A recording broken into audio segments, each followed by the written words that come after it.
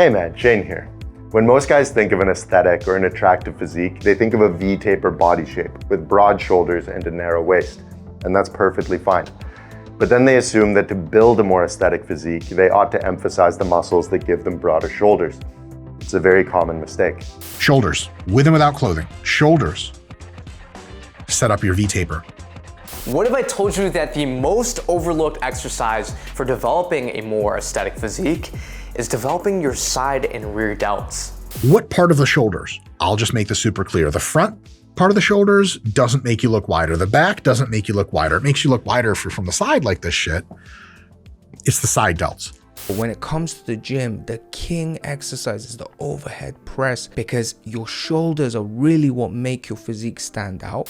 So first off, why the side delts? Well, if you think about ways to actually accentuate your V frame, unless you're still growing, you really can't control how broad your collarbones are. But because the side delts sit at the corners of this Dorito inverted triangle shape that you're trying to maximize, the more you grow your side delts, the wider you actually become. And having an attractive physique includes the most important thing being the V-taper. And to do this, we have to train back and shoulders. Delts are the most important. I will die on that hill.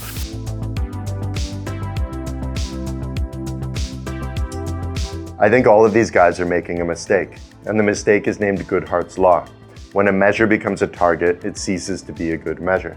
My favorite example is the Great Rat Massacre of 1902. The city of Hanoi, the capital of Vietnam, was suffering from a rat infestation, so the government announced that they would pay a bounty for every rat tail that people turned in. They expected people to kill the rats, cut off their tails, and then turn in the rat tails. But that's not what happened. Instead, what people would do is trap the rats without killing them, cut off their tails, and then release them back into the wild so that they could breed and produce more rat tails. And so, as you can imagine, the rat infestation got much worse. It's the same thing with the V-taper physique. There's quite a bit of research showing that men with broader shoulders and narrower waists look better, and that's true, but it's also misleading. The reason the V-taper is associated with aesthetics is because people who get strong and lean overall will naturally develop more of a V-taper body shape. Here's the problem. If you focus on building broader shoulders without giving equal attention to all of your other muscles, you'll succeed at building a V-taper physique, but you won't look like someone who's strong overall, and so it won't look as good. Your broad shoulders will no longer represent what they're supposed to represent. It's a rat tail physique.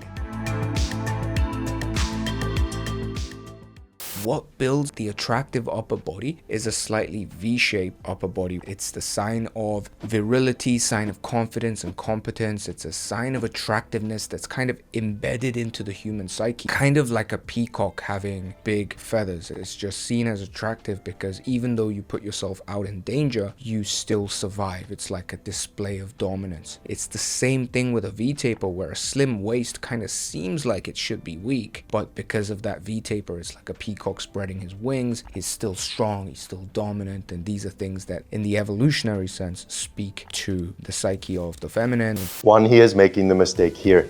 He says a small waist is attractive because it suggests weakness, like the tail of a peacock. This is called the Handicap Principle.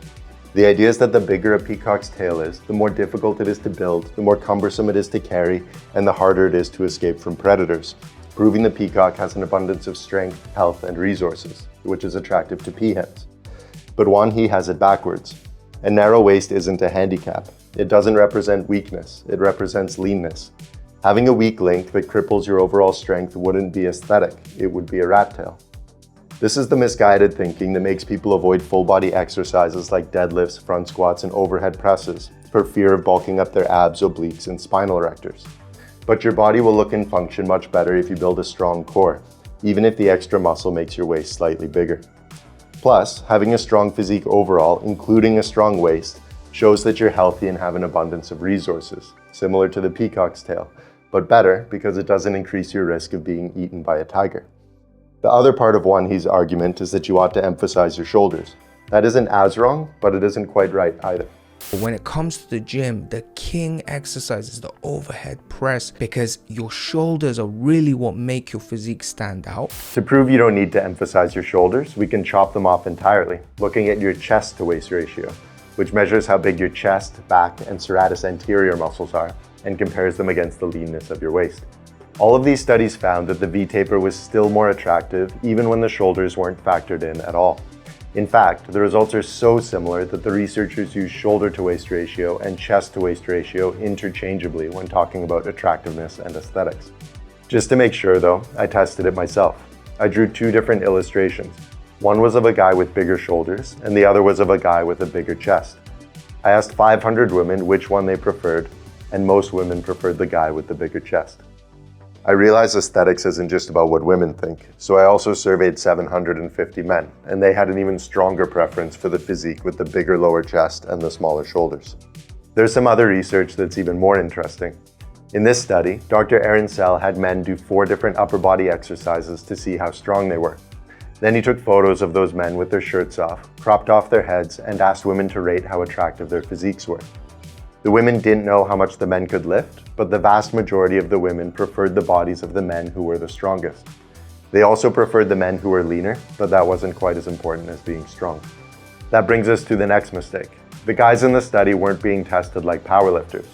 The researchers didn't test their 1 rep max on the squat, bench press, and deadlift. Instead, they tested how much the guys could bicep curl, crunch, chest press, and row. And the guys who were the strongest at those somewhat random exercises were then rated as the most attractive by women. That doesn't mean those exercises are special. They aren't, and neither are the powerlifting exercises. What's happening is that when you measure random feats of strength, you do a good job of measuring overall strength. Whereas if you let people know what you'll be testing ahead of time, they can train specifically for the test, getting stronger in a much narrower sense.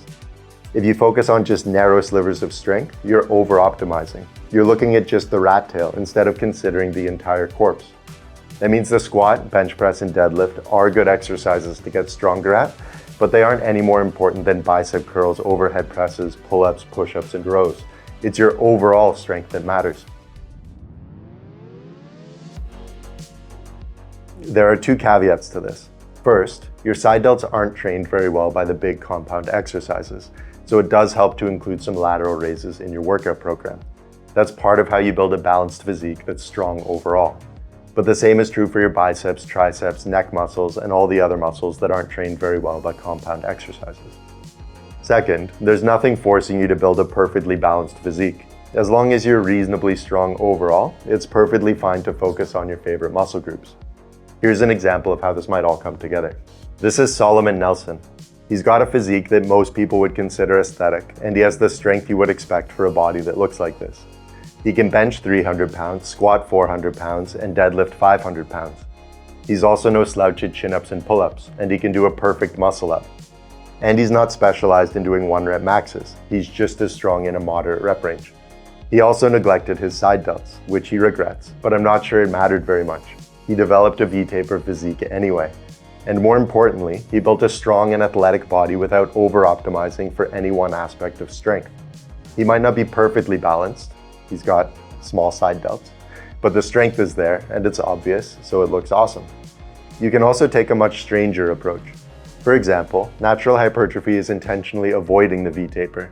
He's been keeping his shoulders small on purpose, focusing on bulking up his arms and celebrating his thick waist. What my goal physique is, which is the berserker physique.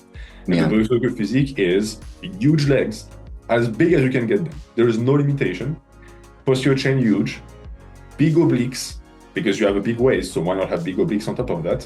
A very developed core, big chest, limb dominant, so the biceps especially need to be bigger than the shoulders.